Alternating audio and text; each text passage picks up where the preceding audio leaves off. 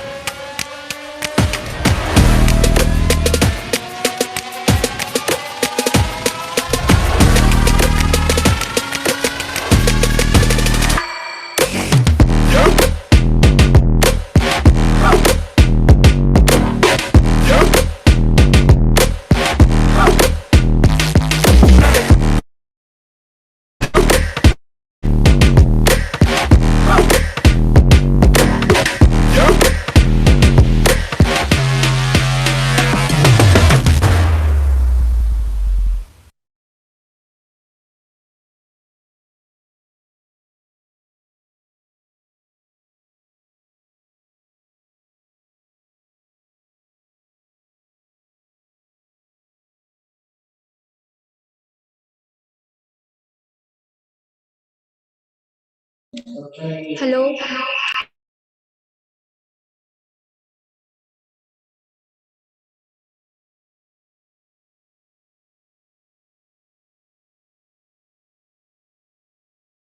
Hello.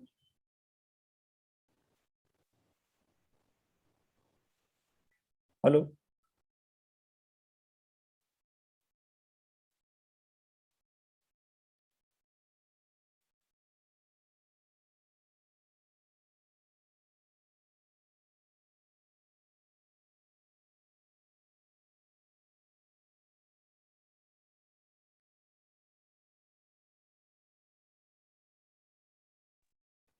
Good morning, Gautam sir. Very good morning. Good morning, sir.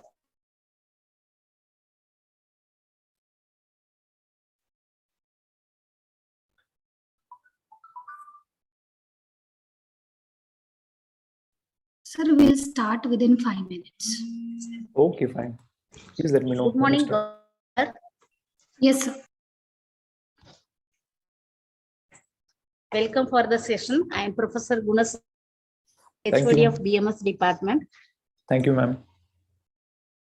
We will start the session in a couple of minutes, sir. Sure. I'm available. And I think already you might have told you about she will be joining in 10 minutes. Okay, fine. Not an issue. Yes, sir. Swapna ma'am, will you please make Gautam sir as a co-host? Yes, ma'am. Yes, ma'am. Thank you, ma'am. Done.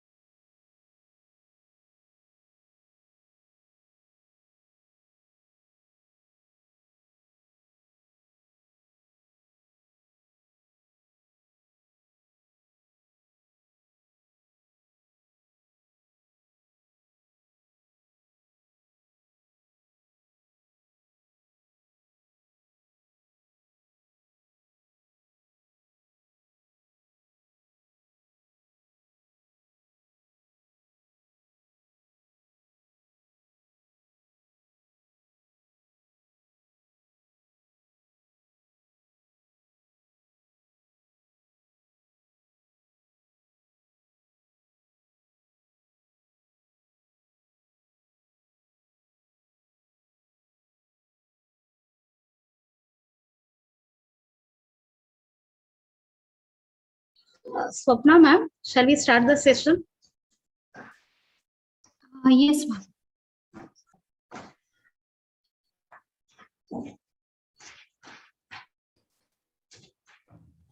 Shreya, start the session, beta.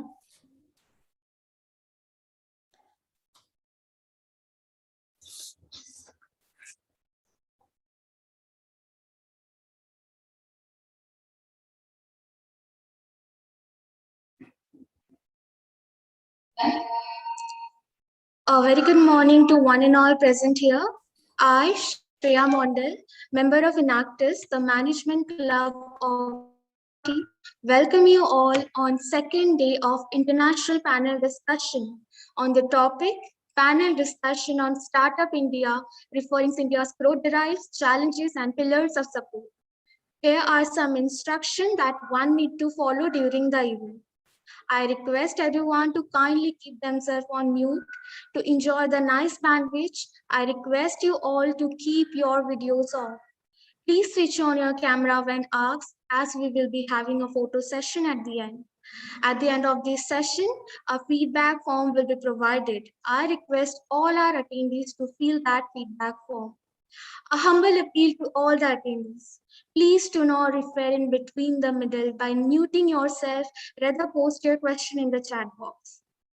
Before we start with the session, let's get familiar with our beloved college, VSIT. Vidyalankar School of Information Technology believes that a well-designed education facility can truly enhance performance and make learning teaching a more gratifying and rewarding experience. The Vidyalankar campus is spread over a sprawling area of 11 acres at Vadala, the heart of Mumbai city. VSIT offers various courses like BAF, DMS, PBI, MCOM, MA, PhD. And talking about different department, how can you forget about DMS department, which is the most proactive and leading for providing various activity for students overall group.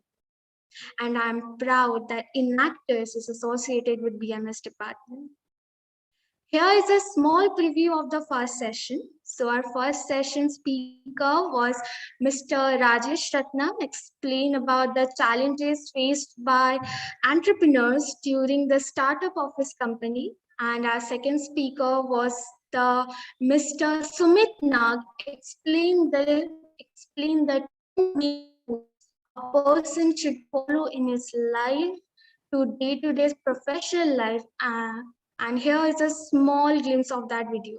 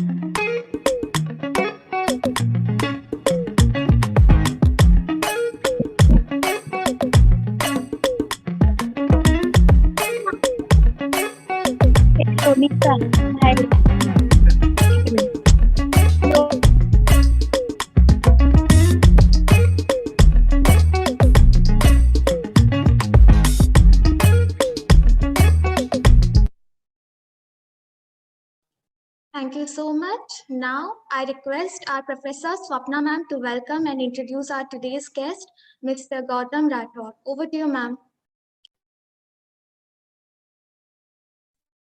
Thank you, Shreya. Very good morning to one and all present here, and thank you for joining us today.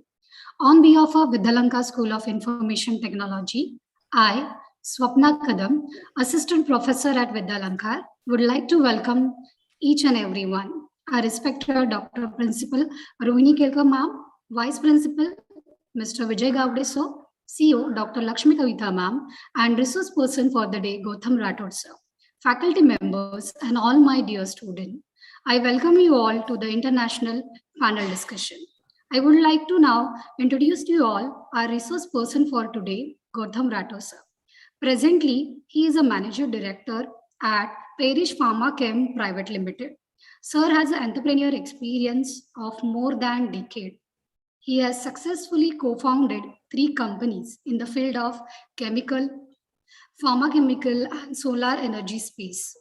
After graduating in pharma science from UDCT Mumbai, he has begun working in entrepreneurship cell at IMM Bangalore. He worked with several startups there and went on founding his first startup in the solar energy space. He later on co-founded 2 companies in the field of chemicals and pharmaceutical. At present, he is actively involved in running of these businesses. So what I have spoke right now, it's just few drop from ocean of achievement that sir has. Thank you, sir, for accepting our invitation and being virtually present to share your profound knowledge with our participants. Now, I would like to welcome our sir with token of love from our side. Thank you so much. Thank you. Welcome, sir, on board. And yes, definitely guide our students as we have talked about a lot of things about you. Definitely our student will get a benefit after this session. Sure. Over to you, Shreya. To add further to the crowd, BMS department is having an active management club in actors which provide platform for the student to exhibit their talents. An initiative taken by our inactive students to update their knowledge in emerging management and commercial concept. It's none other than our VSIT YouTube channel, Knowledge Byte. Here, we are proud to present our 6th episode of Personal Branding. I kindly request you to release the video, please. Yeah, please release the video.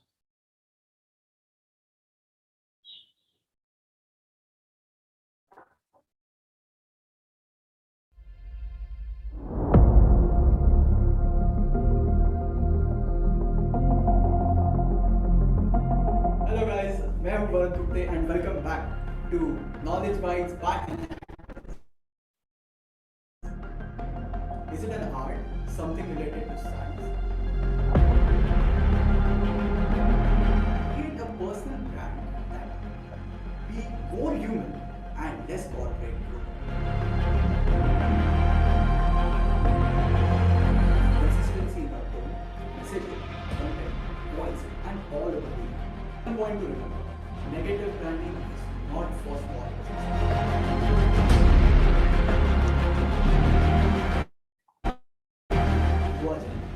Do not copy others. Be you. I want original.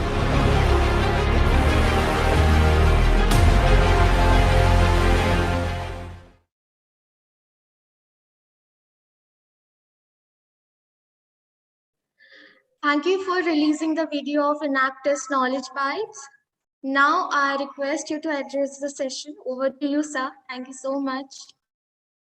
Thank you so much for inviting me here. And I can see that VSIT is doing amazing things with your curriculum and a lot of practical things I can see from the video where students are learning a lot of things through a digital platform. And it's a really great initiative. And I'm really lucky to be part of this initiative where I can share my bits of experiences and knowledge which I've gained over the years. And I'm hopefully that students are going to get some insights, some ideas about what I want to share about the startups. So maybe I will just share my screen here and I will start with the session. Yeah. Just 1 minute.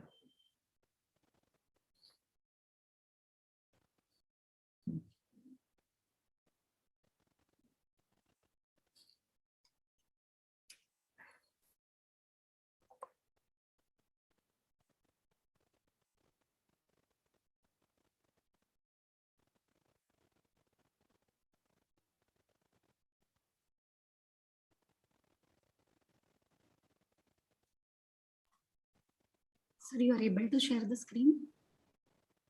Yes, sir. The screen got shared. Yeah, Yes, sir. okay. Yes. Okay.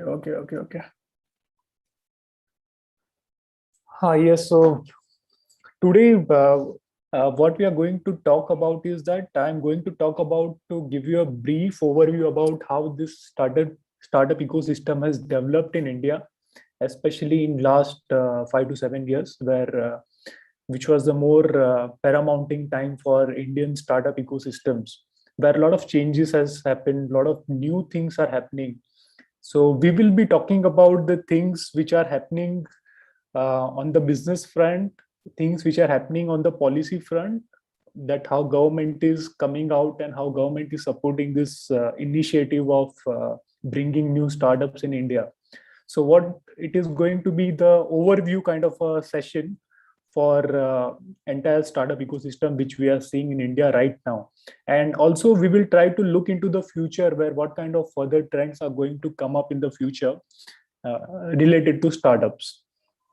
So we can begin the session now. And first thing, everybody knows what the startup is. So startup is basically a company uh, or a business in its initial stage of operation. So if you will see, any established company was once a startup. So startups may be a new word or a new buzzword in the recent times, but if you will see a startup as a basic definition, so any business which is started from a scratch or coming out with a new idea or a new product, and they have established themselves in their business operations, can be called as startups. So once all the large corporate establishment we are seeing, they must have started with something small, and today they have grown to this level. So that is a basic definition of startup. So now we are going to see a more defined construct of a startup, that exactly what do you call a startup. So what is the basic construct of a startup? Okay, so initially, if you say a startup, so how does one startup start? So one startup starts with a first step, which is ideation. So what is an ideation? Ideation is something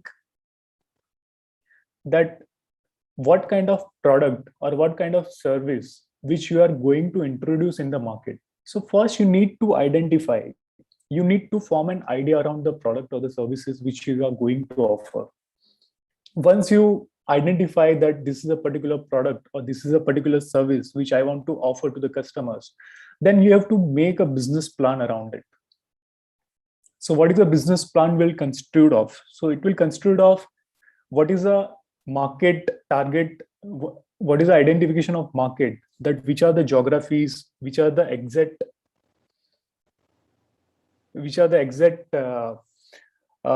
target, geographical target market in which you are going to launch your product or services. Then second thing is going to be, what is your target strategy, how we are going to pitch your product to the end user or the customer. Then third thing is that if you are going to offer something, and if you are going to build a business around any product and services, then what kind of manpower we are going to require. So maybe you require a skill manpower, and skill manpower, how much quantity of manpower we are going to require. Then the third and the most important step is fundraising, because any business operation cannot run without money. So the finance is a most important part of any startup.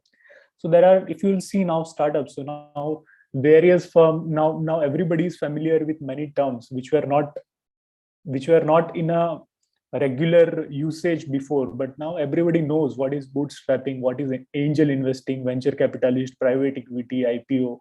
So these are the basic avenues where a startup can arrange its fund. So if you'll see any startup, so the first and the most basic avenue to raise fund is a bootstrapping. So what is bootstrapping? Bootstrapping is a founder is putting up his own money, his own savings, or his own family's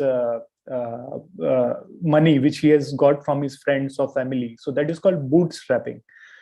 Then once, if you are successful in bootstrapping your startups, and then you achieve one stage where you can expand your startup further, then you go for the angel investing. Once you are done with your angel investing, maybe you go for the venture capitalist. Once you are done with the venture capitalist funding, then you go with the private equity. So each and every step is a going to the next orbit, because every avenue of fundraising, whether it is a bootstrapping, angel investing, or venture capitalist, comes with its own limitations. If your startup is growing and if you want to grow to a next orbit, then you have to jump this orbit in a stepwise manner. And also we are going to take few practical case studies where we are going to discuss how these established startups have gone through this journey of fundraising. So again, we will going to discuss this topic in great details in further slides. And the fourth and the most important thing is operational management.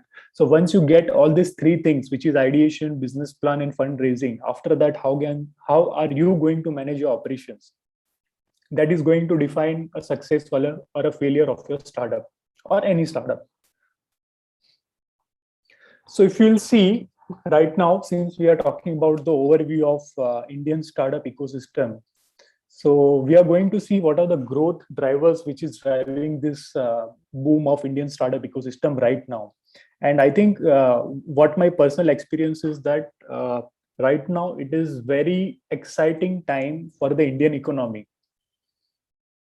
where Indian economy has entered in a very structural growth phase, and that growth is going to remain for another 10 to 20 years minimum.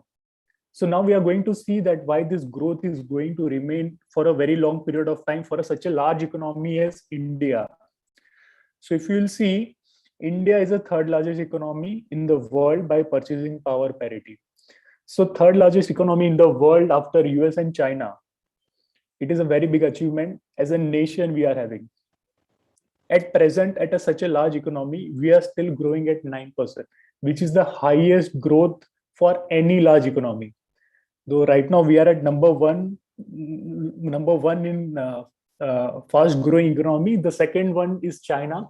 And after that, China is growing at now nearly 5 to 6%. And after that, there is no any large economy which is growing at more than 3% at least. Otherwise, all these US and European economies, they are hardly growing at 1 to 2% year on year. So India is the only large economy right now which is growing at 9%, which is a fantastic achievement as a nation, which I feel.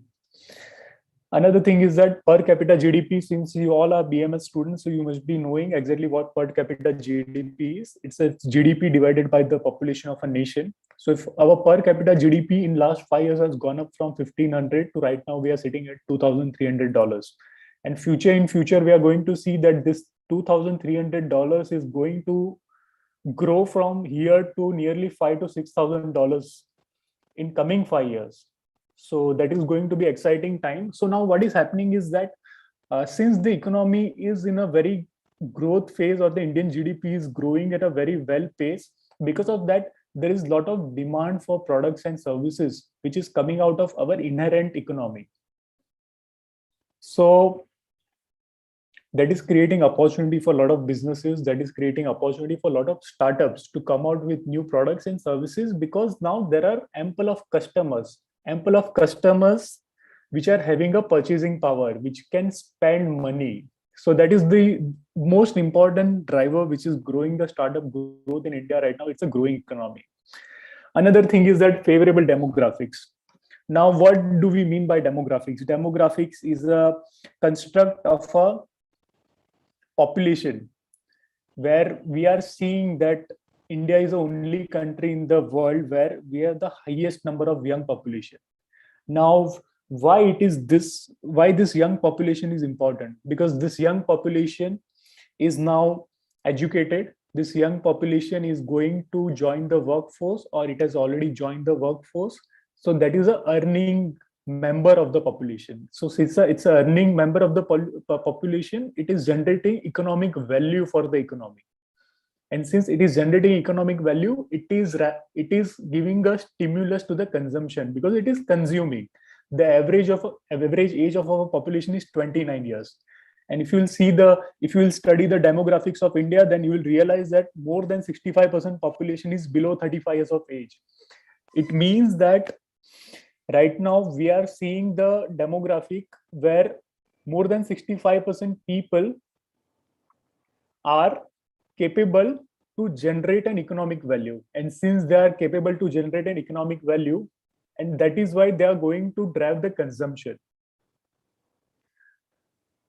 So once this consumption will comes in place, so once the consumption starts, then along with the consumption, the demand for products and services increases. Once the demand for products and services increases, it creates a business opportunity for the startups. So if you will see, this is a general trend which I have studied, where young people are the major customers for the products and services, especially for example, smartphone is there, fashion products are there, social media, data consumption, automobiles. And if you'll see, there is very interesting data. Till now, for the internet data, US was the largest US was the largest consumer of internet data till now. But now India has taken over US, and now our data consumption, internet data consumption, is largest in the world, because we are adding number of people which are digitally connected through the smartphones, through the laptops, and they are now on the internet. So the data consumption in India is highest in the world. So now once the data consumption goes higher, where a lot of people are joining the economy through a digital platform, so the digital platform itself gives rise to a lot of business opportunities, which we are going to see in further slides. And also, because of this rise in young population, because of the rise in data consumption, India has become a very large consumer market for many international companies. For example, if you see Facebook is having the largest customer base in India, because Facebook is enjoying highest number of users in India than any other country in the world. So for them, it has become a very focused market. For example, it is social media, Facebook is there, Instagram is there, Google is there. It is driving, Indian population is driving traffic for them. Along with these companies, there are also product companies. If you'll see, in last 5 years, many international fashion brands, many international consumption brands have started entering in Indian market. And if you will see in Bombay or any metro cities, and you will see a lot of international brands are opening the stores, because they know that demographic is going to drive this economy, demographic is going to drive this consumption. So business opportunity is rising. Another factor is government policies. Now, what has happened is that I'm not biased for any political party, or I'm not biased to any political thought process. But if you will see what has actually happened in last 5 years in India, where government has proactively formed and designed policies which are actually helping the startup ecosystem. So if you will see how government has done that. So government has done that through a favorable policies. Now, favorable policies is, if you will say, GST. There are several reforms they have come in last 5 years, which is GST is there. In GST, a lot of retrospective old tax regime was completely revamped, and it has helped a lot for small businesses, especially small businesses, because they were mostly stuck due to the old tax regime. So government has done a very fantastic job in formulating policies which are favorable to business and business operations. Another thing is that Startup India program. Now, Startup India program is one of the landmark program which was launched by Prime Minister of India, where they have specifically focused on startups for job creation, because now government is recognizing that startup is a sector. Government is seeing a startup as a sector where they can generate a lot of employment for the youth, because now we are having a very, very large population which is very young, and they are looking for an opportunity. And government has recognized that startup is the only thing where they can employ large amount of people. So government has, it is a kind of endorsement from the government, and which is very positive for the startup ecosystem in general. And along with these reforms, there is also ease of doing business. Government has made a lot of reforms on the bureaucracy side. There, For example, I will give you just an example where I can see that 10 years back when I was registering my first company, and it took me nearly 3 months to register a private limited company, which I'm talking about in 2011-12. Okay. And recently, a year back, when I registered a one more company, and I could register complete this entire registration process within 15 days without going to any office or without filing any physical paper. Everything was streamlining, everything was done online, and my company was registered within 2 weeks. So this is something very encouraging for startups, which is something very encouraging for the individual entrepreneurs, where government is coming out and helping them to run to get their business established in a very quick way. Also, government is also now uh, opening of avenues for banks and NBFCs. NBFCs is non-banking finance companies, where startups will be able to get fundings from banks and NBFCs. Though the fund, it has just begun, and we will see how it is going to pan out in next 5 years. But I'm very confident that government is uh, going to work proactively, where startups will be able to get financing from banks and NBFCs in coming time. Now, if we will see Startup India program, so these are the, so I will not go in much details, because these details have been taken from the Startup India program, where government is another, there is one more thing where government is doing, where government is recognizing startups, and government is giving them a lot of benefits. So if we'll see, if government has defined one term as a startup, and if you fulfill these conditions, then government will give you one certification where you are recognized or you are endorsed for the Startup India program. And once you get this endorsement from the government of India, then you get a lot of benefits. So what are those benefits? I will just glance through those benefits. That you get a tax exemption for nearly 3 years, where you pay zero taxes. Another thing is that there are a lot of government aids, or there are a lot of government schemes where government is able to provide you a lot of benefits through a funding, through a other procurement avenues, where if you are registered in a Startup India program, then those are the benefits you can get from the government. So, but all these benefits are given to the startups which are fulfilling these conditions. And the basic condition is that the startup which is recognized under Startup India program should have a products or processes which are generating, it's a scalable business model, and it has a high potential of generating employment or the wealth creation for the country.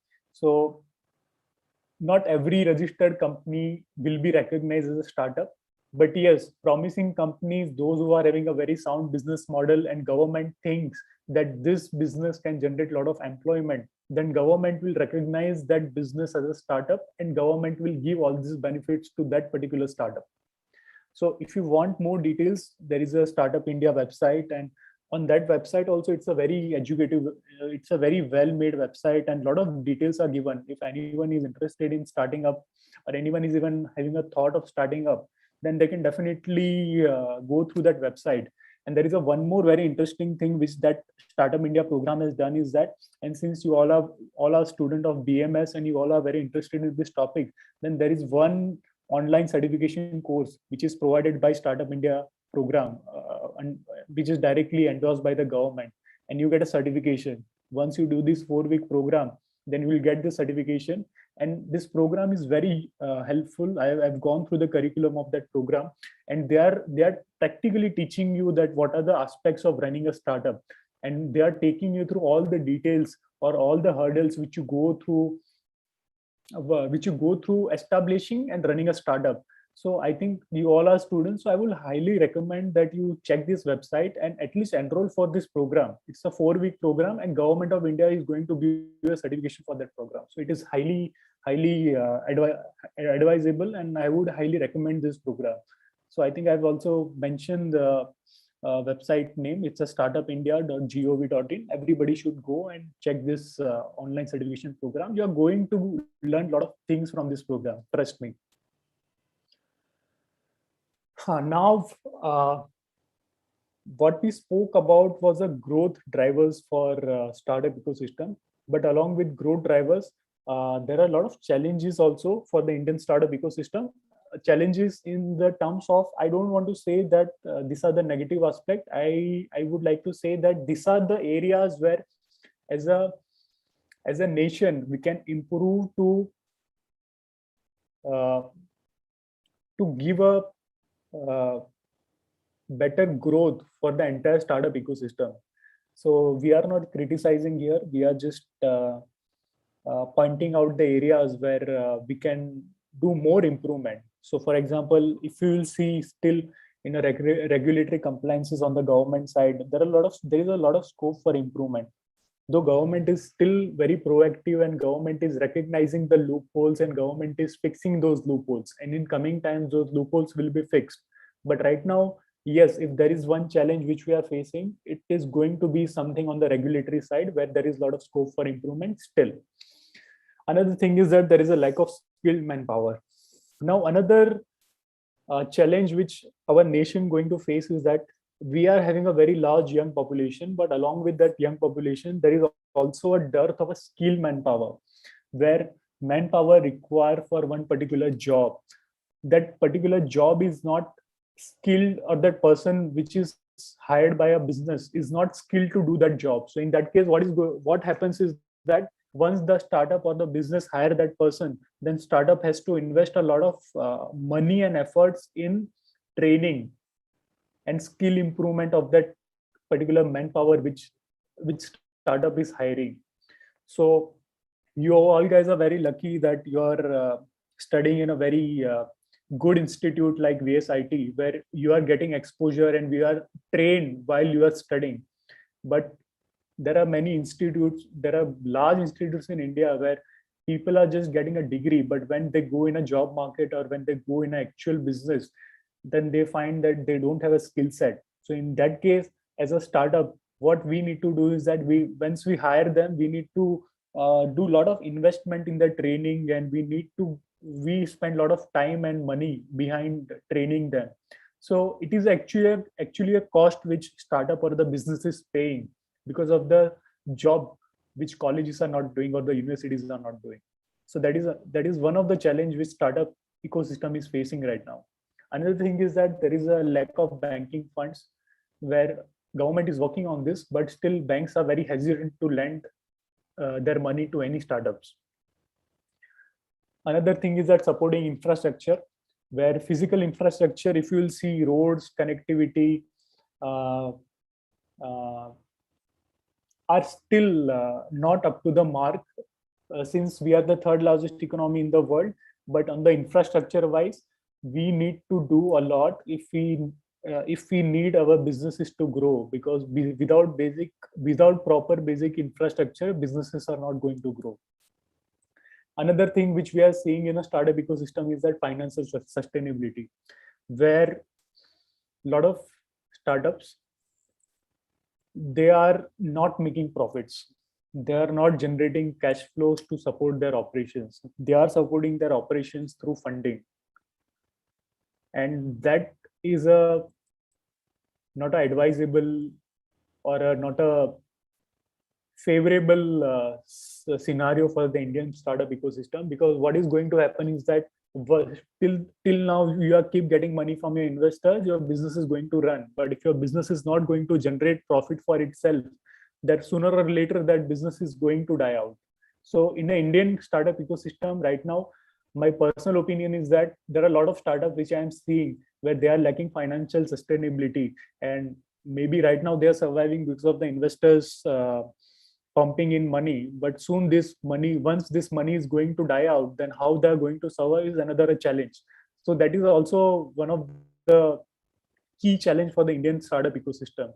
And another thing is that since financial sustainability is not there in the businesses, where founders have to dilute their stake to raise money. So in that case, what is happening is that ownership of founders is reducing to a single percentage ownership. So the founder is starting a company, and over a period of time, once he is going through the various, yeah, anybody who is having any questions, please put your questions in a chat box.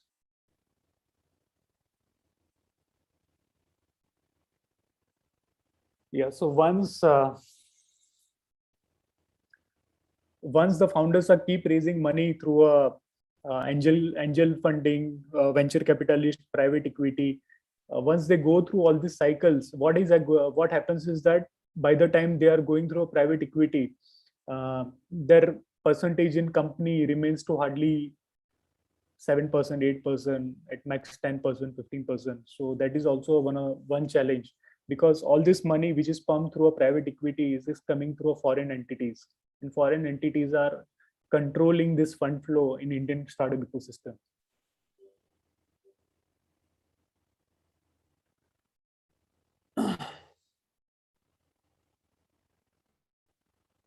Now, if you'll see, these are the challenges we have seen for the Indian startup ecosystem.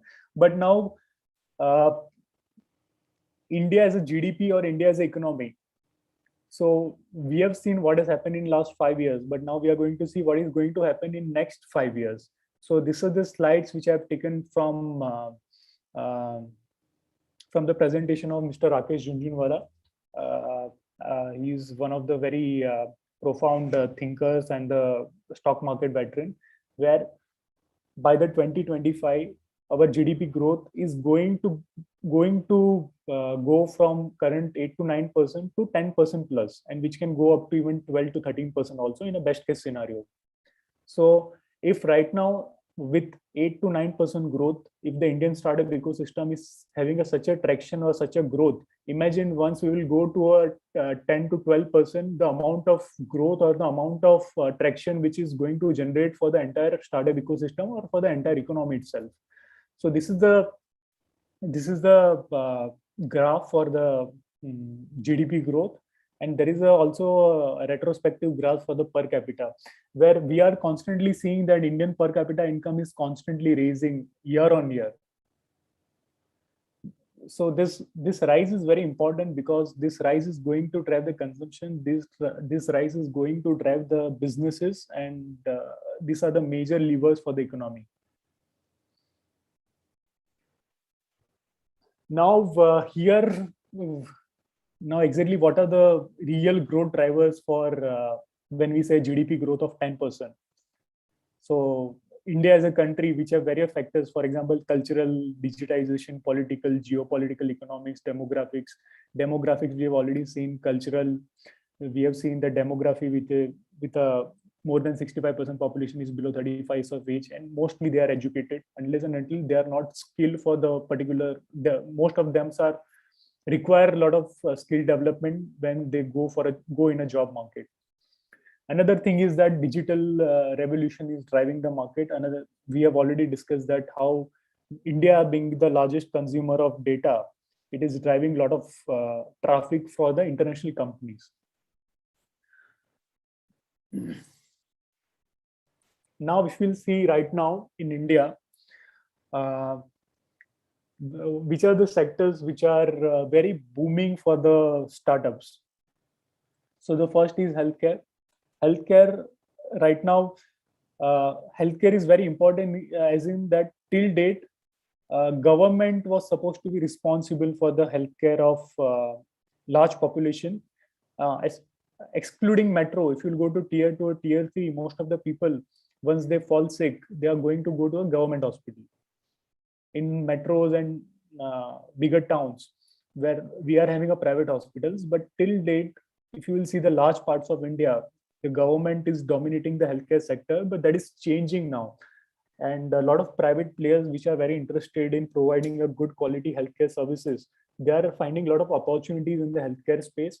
And also one more thing which is driving the growth in healthcare space is that people are now more educated. They understand the importance of health insurance, and they understand the importance of healthcare services. So they want to spend money on healthcare services. So healthcare services has a lot of potential, because we are 140 crores of people, and many people have still lacks access to the basic healthcare facilities and infrastructure. So I think healthcare is going to be one of the major driving force for the startups, or a lot of business opportunities going to come in the sectors in coming 5 to 10 years.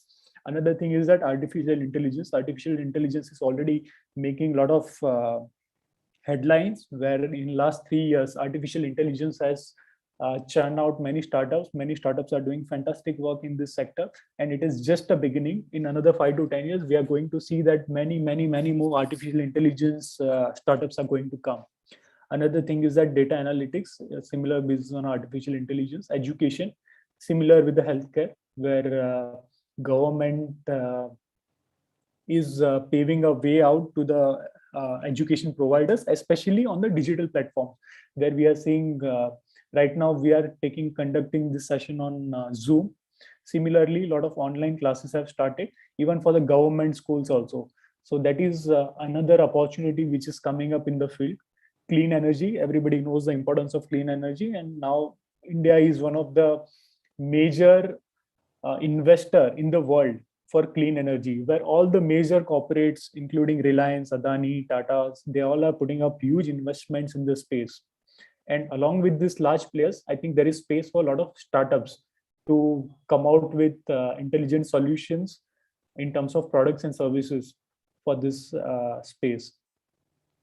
Another thing which I see, which is having a good potential, is discretionary consumption. Discretionary consumption is something which you don't require, but it is a non-essential, but which is being bought by people. For example, fashion is considered as a discretionary consumption, where since income levels are rising day by day, where people are not just buying what is essential, people are also buying products which give them a feel good effect. People wants to buy brands, people wants to buy something which is fashion products, which are not essential for your living, but it is a discretionary, and the consumption is going to rise as our per capita GDP is going to rise from current $2,300 to $6,000 in next 5 years. Another thing which is going to drive the startup ecosystem is that well-being related products and services, because as the income level is going to rise, people are going to look after the well-being. People wants to look good, people wants to take care of their mental health, people wants to take care of their physical health, they want to look good, they want to be fit. So all this this sector is also going to get a very good opportunities in coming times. Now here I'm just going to run through few startups where I feel that these startups have achieved a great feat of success, where though not all are profitable, but still they have achieved a financial sustainability in some way. So for example, if you will see Zomato, so Zomato was started, initially we saw the slide of startup construct. So initially Zomato was started as a restaurant review and the menu card providing the website, where they were just putting up menu cards of several food joints on the website. And from the website, they got into an app. From the app, they got into a food delivery business. From food delivery business, now they are hosting their own cloud kitchens. So they have evolved over a period of time, where initially this company was bootstrapped, in the sense that it was funded through a savings of his original founder, who was Dipinder Goyal. And then he went for a angel funding, and then he went for a VC funding, and he got a VC funding from one of the listed companies, which is Naukri.com. It is also a listed company in the name of InfoEdge Technologies, and they have funded this company. And over a period of time, they have grown and they have evolved their business models with time, where every 3 years they have made some new changes in their core businesses. And right now, the recent achievement would be, I think, their IPO, where now company is enjoying a market capital of nearly 1 lakh crores, which is a great achievement for the company, which was just founded 12 years back. Another company which is recently listed was Nykaa. Nykaa was started in 2012 by the very visionary lady called Falguni Nair, where initially they started by selling fashion products online. And I know many of you must be customers of Nykaa. So initially they started with selling only cosmetics and the fashion products online. And over a period of time, they started developing their own brands. They started collaborating with big brands to promote their products in Indian market. and which is able to generate a lot of traffic because they attracted the imagination of young population. And as I recently I just told you on the last slide, where discretionary consumption is rising in the economy, in the sense that people are buying more fashion products, people are buying things or services which make them feel good about themselves. So they are capitalizing on that factor. And I think Nykaa is a company where it is a example of what demographic can do for a company. So exactly, Nykaa is successful because I believe that most of his more than 80% of his customers are young people, and they are exactly providing what young people want. So initially they started with providing fashion cosmetic products, and over a period of time now they are developing their own brands. And recently they have listed their company on Indian exchanges. They came out with an IPO, and it's a very successful IPO. They double the valuation in the listing itself, and right now it is enjoying a market capital of $12 billion, which is, I think, a great fit for the company, which was started in 2012. Another company, the biggest company right now in Indian startup space, is Byju's. Byju's is still privately owned. It doesn't come out with an IPO, but it has generated a lot of buzz because it has provided the well-needed services in the education space. So, founded by a very visionary man, Ravi Chandran, and they have raised a lot of money, and they have built their products and services around, and starting with a competitive exam, targeting with a competitive exam. Over a period of time, they entered in a college education, they entered in a school education. Now they are also providing services and products for the primary and the pre-primary education space. So another company to watch out for in the education space. Another landmark startup is Ola. Ola started as a cab aggregator or the cab service, and over a period of time they have developed their business model. And I think now everybody must be knowing that they are also very active in the electric vehicle space, and they have launched their own electric vehicle scooter, which is a first Indian startup to launch such a big product at such a big scale. And it is also a very good achievement for the any startup. It is also started in 2009-10. So within a 12 years, it has evolved from a cab aggregator to a full-fledged electric vehicle company. Though Ola is not profitable yet, but we see that once this electric vehicle business establishes, then company might do well financially, and company will get a sustainability of their earnings. So these are the basic overview which I could cover in 45 minutes of session, and though I have exceeded my time by 5 minutes, but I hope that I am able to provide you the basic framework of this entire ecosystem, startup ecosystem in India right now. And I will open this forum for questions. If you have any questions, please let me know. You can put your questions in a chat box, or Swapna man will conduct Yes, sir. the Yes, take the sir. question. I request Shreya now. Thank you, sir. Now I request everyone to, if you have any question, please unmute yourself or raise your hand for any doubt.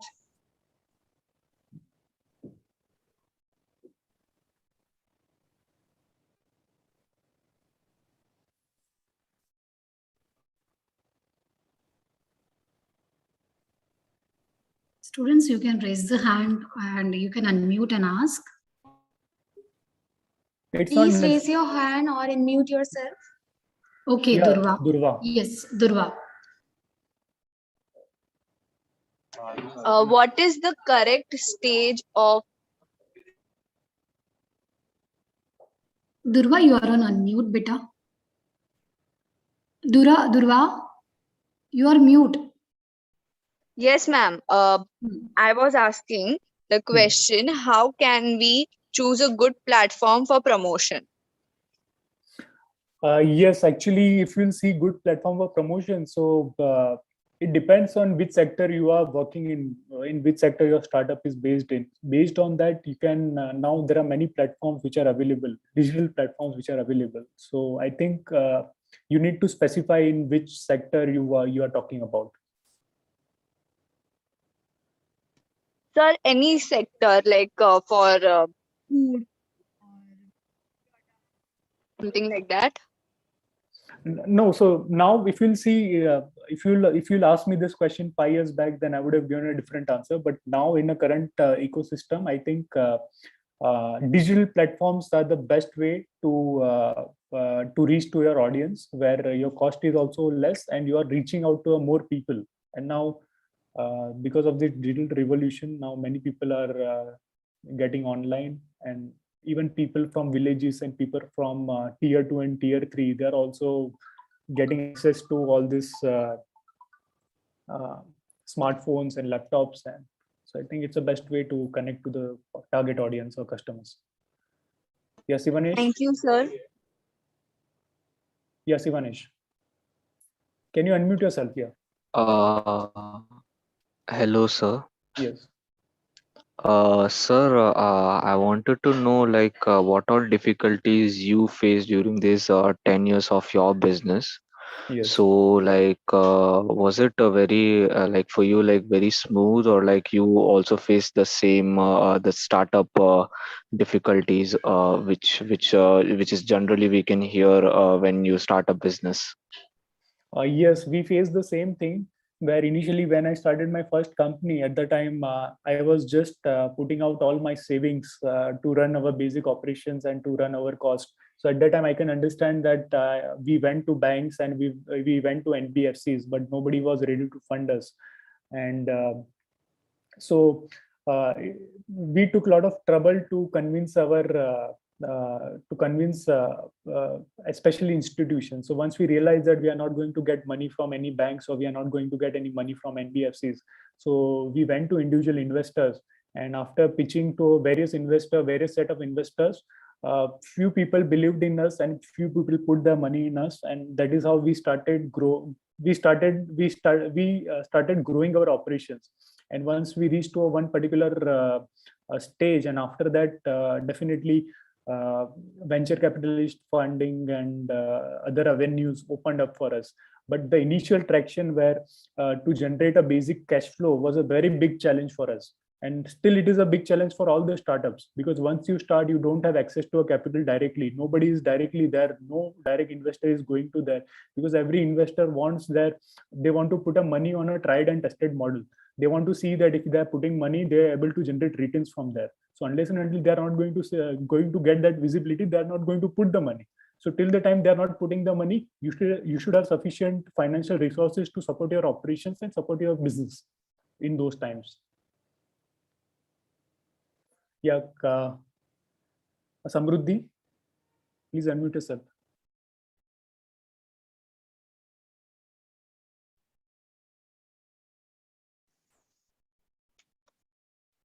Sir, which startups thrived in COVID without use of too many marketing tools? In COVID times, I think nobody. The best startup which flourished fantastically in COVID times is a platform which you are using right now, Zoom. It flourished like anything without spending a single penny on marketing. And along with Zoom, there are many other streaming services or many other startups which are providing video and audio streaming services. They have done fantastically well without doing any marketing. That's true, sir. Thank you. Sivanesh? Hello, sir. Yeah. I wanted to ask you two more questions. Can I ask it? Sure. Yes, sir. So, the first thing is, how much pressure does an entrepreneur go through during making the profits and all? Like, how much pressure is there in everyone's head? Because competition is everyone around, India is going, I will do a business, and all. So how much pressure does an entrepreneur go through when he wants to make his way through this journey? We go through immense pressure because along with pressure we also go through a self doubt. Every entrepreneur goes through this process where we start doubting ourselves whether what we are doing is correct or not, or what we are doing is sustainable or not. What if we're not able to convince an investor to put in our money? Tomorrow we might have to close our shop, or we might have to stop our operations. So everybody goes through that journey of self doubt, journey of pressure. Also along with that pressure, also there is also a once you get into a business, once you start your business, you have to take care of your employees, you have to take care of your stakeholders. So definitely pressure is, lot of pressure is there. But along with that pressure, what worked for me was I had a belief in my idea, I had a belief in the market, I had a belief in India, that India is a growing market, and it has a lot of potential. Along with the competition is there in every sector, but still everybody is make money out of it. There is a place for everyone. So somehow uh, I think that you all are very lucky that you are born in this country at this particular age, where you are in a young population and country is going through a transformational change. So I think now at this point of time, I am not much worried about competition, because I see that if your product and services is good, there is a place. You will find a place for yourself. Along, even if there is an intense competition is that, but still you will find a place because of the inherent nature of the market, or the inherent nature of the nation's economy right now. I hope I am able to address your question. Thank you, sir. And the next question, what are the do's and don'ts of the business which you can suggest, the mistakes which you should avoid if you're starting a business, which can ruin your business actually, because most of them don't have any idea. They are doing a mistake, and when it turns out bad, they are regretting for that. So what will be those general mistakes? See, I see my entrepreneurial journey where I will see that failure is the biggest uh, uh, failure is the biggest teacher, where we learn through failures only. So, but as an entrepreneur, what we need is a never die spirit, which keeps you going and uh, uh, which keeps you opening new door when one door closes.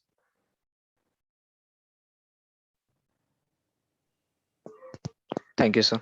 Yeah.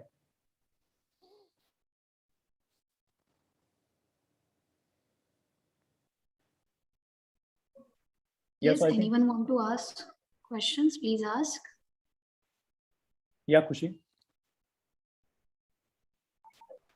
Sir, I wanted to ask what were the challenges and opportunities faced by Indian banking industry? Indian banking industry. See, Indian banking industry right now, it is divided in two parts. One is public sector banks, private sector banks. Public sector bank has been very conservative. They don't lend to startups. They don't entertain startups. If you have a startup, and if you walk into any branch, and if you'll ask for funding, nobody is going to find you. Another thing is private banks. So private banks, yes, private banks are now getting very proactive in the startup space, and they are now getting a lot of they are promoting a lot of schemes where they want to fund startups. So opportunity is being grabbed in the startup space by private sector banks, and I think public sector banks are a bit on the back foot. But with government initiative and government support, public sector bank will also get proactively involved in this space, where they want to lend to startups and they want to get money out of this. So I think it's a startup is a high risk, high reward game, where banks are looking to cover their risk, and they also, since government is behind this Startup India initiative, so I think banks are also a bit more confident than they were before. So opportunity is there for all the banks, but I think private sector banks are going to get away all the profits from the startup space than public sector banks. That's my personal opinion. Okay, sir. Thank you. Yeah.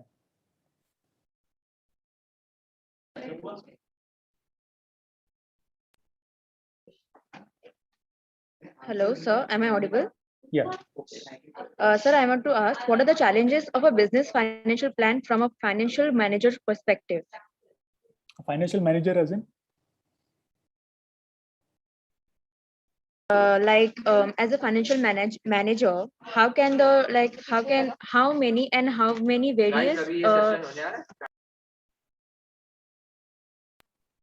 various financial plan and challenges can be faced by the financial manager? See, one thing I can tell you, that no business can survive without a cash flow. If you are not backed by a very big investor, you need to make sure that whatever business you are doing or whatever operations you are carrying out, you need to generate profits. If you don't have profits, you are not going to last in the game. Sooner or later, you will be taken out. It's very But important. what if the profit, we don't have any idea regarding how the future plan regarding the profit? If you don't have any future visibility, then I think then that's a very doom case scenario. No entrepreneur can afford to do that. Okay, so we need to plan it perfectly before starting the doing Of this course, anything, of right? course, you need to plan. You should have a future visibility. Without that, you can't even convince to anyone to believe in you. Neither your customers, forget about your investor. Even your customers are not going to believe you if you don't have future visibility. Okay, sir, understood. Thank you. Thank you so much.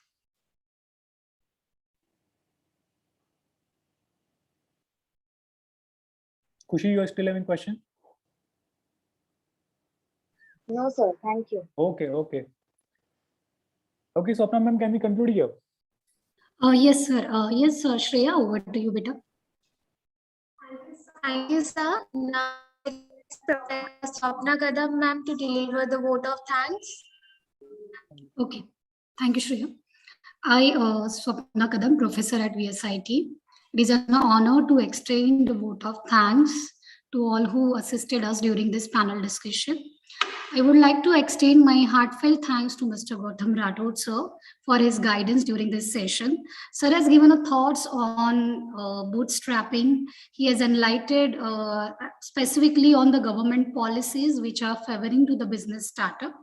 And my dear students, he has given a guidance also, like the startupindia.government.in website provides you a certificate course, which will definitely help you all for learning how to start a startup, as well as he has given a real-time case studies example like Nika, Byju's and Ola, which will really help you all for your future plan. I extend my sincere gratitude and respect to our management trustees and Principal Dr. Rohini Kelkar ma'am for the support provided by them. I would like to also thank our Vice Principal, Mr. Vijay Gowde sir, and our Chief Academic Officer, Dr. Lakshmi Kavita ma'am, for their support and encouragement. I would also like to thank our beloved HOD, Professor J. Gunasundari ma'am, and Deputy HOD Nisha Dang ma'am for their valuable guidance. And of course, last but not least, I would like to thank the wonderful student who participated in this session for their cooperation and patience listening. Thanks to everyone. One thing I would like to say that I can see there are more than 200 participants, and I'm Yes, very sir. happy. Yes. I'm very happy that these young people are very much interested in this learning about startups, and I'm really grateful for VSIT to carry out this session. And really, it makes me very happy that these people are getting this exposure, which when I was young, I was not getting this kind of exposure, which these guys are getting this kind of exposure. If I want to talk to entrepreneur, I would have to find, I have to make, I have to work, I have to strive for weeks to get their appointments and learn from their experiences. And these guys are very lucky; they are directly learning from our experiences. So I think you guys are doing a great job, and keep it up. And I wish my best wishes to all the students. And I hope that many of you will come out with very successful startups in coming time. And soon I will be the most happy person if you will take out something of one or 2 points from my entire session. And I wish you all the best. And thank you so much once again. Definitely, sir. Our student, whatever you have shared today, they will implement, and might be they will contact you also on the LinkedIn, and Sure. we have a profile details also. Sure. So now I request Shreya to carry forward. Thank you, sir. Thank you, ma'am. Now I request all the attendees to switch on their camera for a quick photo session.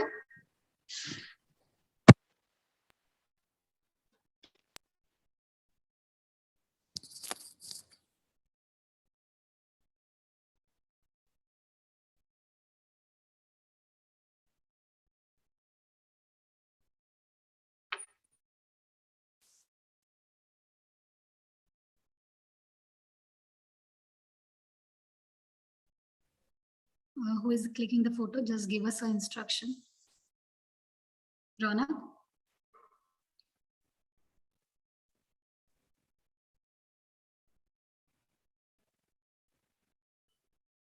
Okay. 1, 2, 3.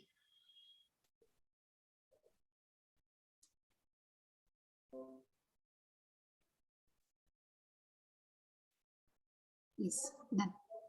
Yes, done, ma'am. Thank you. Okay. Yes. Thank you so much. Thank you, Gautam sir, for sparing your time with our students. Really, whatever the data you have given to our students related to Startup India, there is no doubt that India is marching towards the path of success. Yes. Thank you so much for sharing your knowledge and encouraging our students who are aspiring to become entrepreneurs of tomorrow. Thank you so much. My pleasure. My pleasure. Thank you so much, ma'am. Thank you so much for having me. Thank you so much. Thank you. The feedback link is provided in the chat box. Please fill the feedback form and that will be recorded attendance for this session. I request all the attendees to take a quick break and join in back at 12:30 for the second session. So let's meet back at 12:30 on the same platform. Thank you. There is an instruction for all the students. Please attend the second session. After that, you're gonna get a certificate of it. Thank you. Let's meet at 12:30. Thank you, Shreya.